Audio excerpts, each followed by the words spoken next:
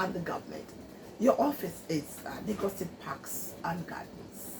Apart from planting flowers, apart from planting trees, what exactly basically do you do that we could say that Lagosians are benefiting from? Okay, thanks for the question. Our agency is the Lagos State Parks and Gardens Agency, and we are in charge of two major things. One is planting trees, beautifying Lagos, and secondly, we're promoting recreation and leisure in Lagos. So when you go around Lagos and you see gardens on the sidewalks, on the highways, on the setbacks, on the road medians, roundabouts, as well as recreational parks, that's the job that we have to do. In addition to planting of trees, we ensure that the parks and gardens are well maintained and conducive for people to go in and enjoy themselves, relax, and enjoy the clean environment. Thank you so much. You said you have, apart from planting trees, apart from planting flowers, you beautify Lagos. That means that, just like I said when the show started, I said last week we're able to talk on our environment. What is the relationship between your office and the Lagos State Ministry of the Environment? So the Lagos Ministry of Environment and Water Resources is the parent ministry of the agencies that are under the environment, including my agency, LASPARC, the Waste Management Agency, Environmental Protection Agency, LASEPA, the Water Corporation, as well as other agencies under the Ministry of Environment. So the Ministry of Environment is our parent, and we are the children that are implementing the policies and regulations that are set by the ministry. Yeah, thank you so much for that beautiful response to that question. One other thing that makes me baffle or wonder, you have beautiful parks in Lagos State. Let me ask you, how many parks do you have before we go on? We have several parks and gardens, but we actually have 13 recreational parks. So that those are the gated parks that people can walk into and have events, enjoy themselves, picnics, weddings, and all sorts of events. What of the other one? They're gardens, so they're scenic gardens. So those are the gardens that you enjoy when you're walking past or driving by. This one is scenic. They're just scenic gardens and parks that you see in the course of your movement around Lagos. But the actual recreational parks, there are 13 of them. One thing that baffles me is that when you go to most of these scenic parks, you see miscreants under the trees, smoking, doing all sorts of things. Do you have control over this?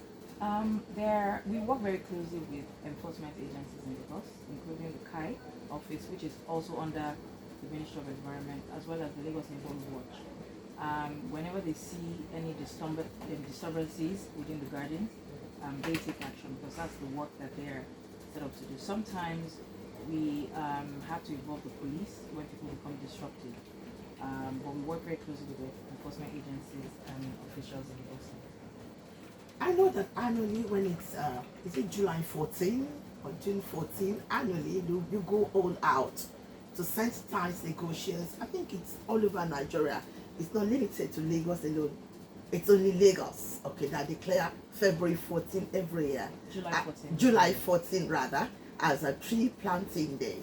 Beyond that day, beyond the fanfare that characterize the day, do you even go out after this July 14 to monitor the streets? So July 14th is just a day that's set aside for engagement.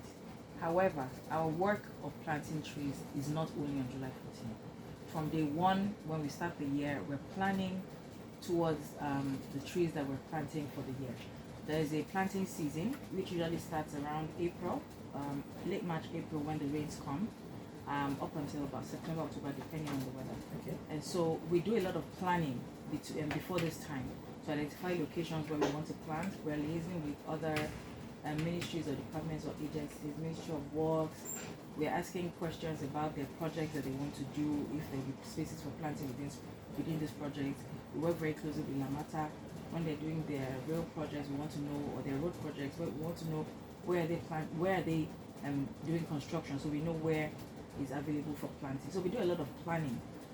We work very closely with the communities because even after the planting is done, we are not the ones that will go around again to start ensuring that the trees are watered. So we work very closely with the communities to get people within the communities that are closer to where those trees are planted to nurture those trees, and also give us reports on if they notice any issues with the trees at the places that they planted. So July 14th is good, is a day set aside, is the Lagos State Tree Planting Day, but it's a lot of advocacy that's done and engagements that's done before and after this time.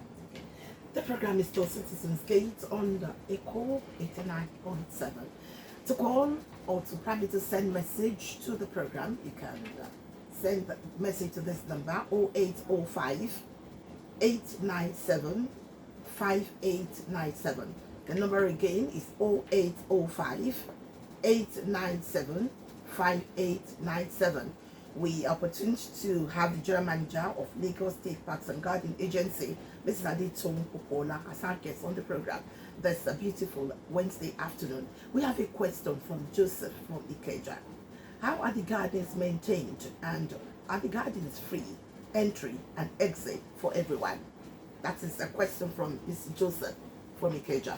Okay, the gardens, like I said, the ones on the highway are scenic.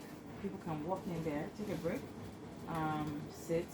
The parks are gated, and it costs a lot to maintain those parks. We actually have contractors, we have janitorial services, we have security services, we have facility managers that help work with us to maintain these parks. And so we charge a token for entry. It's 1,000 naira to enter the parks, and we also charge for events. So we're having a wedding, and this if you go around open event spaces around Lagos, privately owned, you see that our prices are not. We're not pricing. We're not charging for commercial. We're charging to be able to maintain these parks. So it's just a token that we charge for people to have their events. And people that actually have their events there, when they look back and see how much they've saved compared to where they, other places where they go. To go to all these other bigger, other halls, other halls, or other. I mean, and even having your events outdoors. It's also in terms of the airiness of your events, and then you spend less. Exactly, you spend less with it compared to an indoor space. We have another question from Rachel from Surrey. What are the guidelines to follow regarding numbers, drinks, fireworks, and convenience, etc.? The things that are the guidelines to follow regarding numbers of people, drinks,